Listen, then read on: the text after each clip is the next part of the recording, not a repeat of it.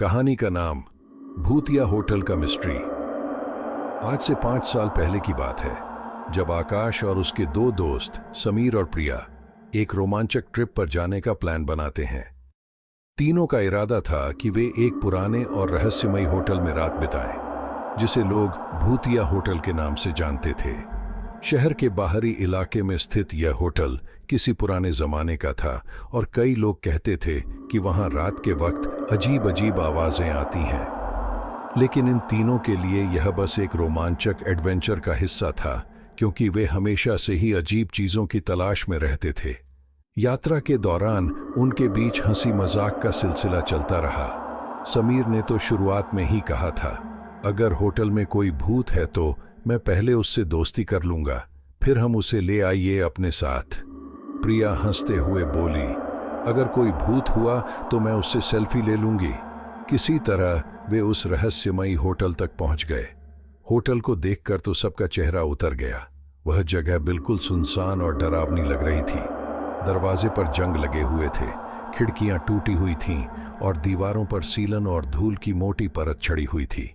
समीर ने मजाक करते हुए कहा, यही वो जगह है जहां हमें मस्ती करनी है। लेकिन जैसे ही तीनों ने होटल के अंदर कदम रखा, एक अजीब सी खामोशी छा गई।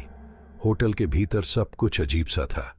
फर्नीचर टूटा हुआ था, दीवारों पर पुराने धुंधले चित्र थे और कहीं कहीं खून के धब्बे भी नजर आ रहे थे। आकाश ने कहा, यह तो काफी डरावना लग रहा है, यहाँ कोई रहस्यमय चीज जरूर होगी। वे तीनों होटल के एक खाली कमरे में जा पहुंचे और दरवाजा बंद कर दिया।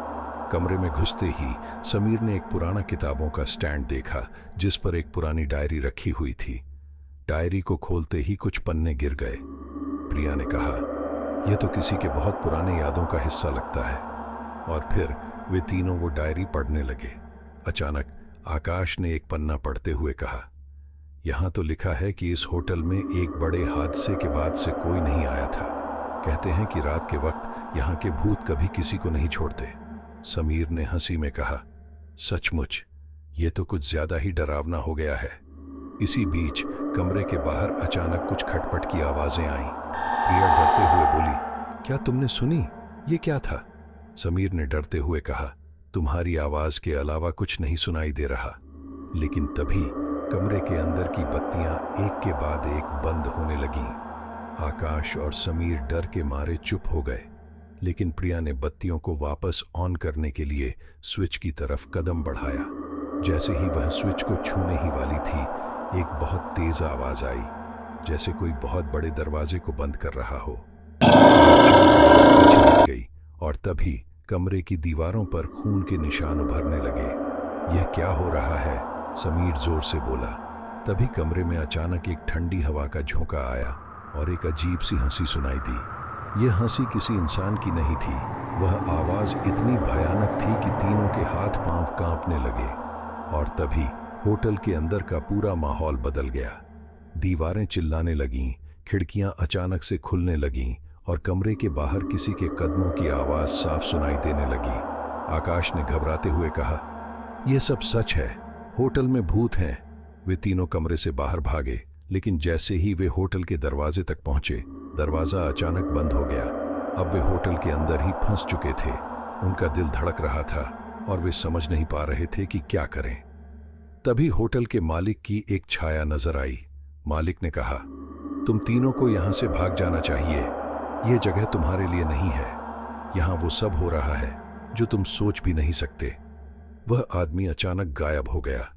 आकाश और समीर घबराए हुए थे, लेकिन प्रिया ने हिम्मत जुटाई और कहा, आओ हम बाहर निकलते हैं। लेकिन जैसे ही वे बाहर की ओर बढ़े, उन्होंने देखा कि होटल के चारों ओर अजीब से आंकड़े दिख रहे थे। जैसे जैसे वे दरवाजे के करीब पहुंचे, वे आंकड़े सचमुच जीवित हो उठे और उनका पीछा करने लगे। अब वे तीनों और भी ज्यादा डर गए थे। उन्होंने किसी तरह बाहर निकलने की कोशिश की, लेकिन दरवाजा नहीं खुल रहा था। आखिरकार जब वे पूरी तरह से थक चुके थे, तो प्रिया ने वह पुरानी डायरी फिर से खोली और देखा कि उसके आखिरी पन्ने पर लिखा था, अगर तुम इस होटल से बचना चाहते हो तो तुम्हें अपनी आत्मा को समझाना होगा। आकाश ने वह पन्ना पढ़ते हुए कहा, हमसे क्या गलती हुई? समीर ने कहा, शायद हमें इस होटल में कदम नहीं रखना चाहिए था। अब हमें कोई तरीका निकालना होगा, वरना हम यहीं फंस जाएंगे। जैसे ही आकाश और समीर ने उस रहस्यमय डायरी के पन्ने को पलटा, होटल के दरवाजे खुल गए। तीनों बाहर निकल आए और उन्होंने देखा कि होटल के अंदर की सारी रहस्यमय चीजें गायब हो गई थीं। यह सब कुछ अचानक शांत हो गया था। वे तीनों घर लौटने के बाद कभी उस होटल की ओर मुंह नहीं मोड़े, लेकिन अब भी हर रात वे होटल के बारे में सोचा करते थे और उन्हें कभी-कभी उस आवाज की गूंज सुनाई देती थी। यह थी भूतिया होटल की कहानी, जो अब तक किसी ने नहीं सुनी थी और शायद कभी नहीं सुनेगा।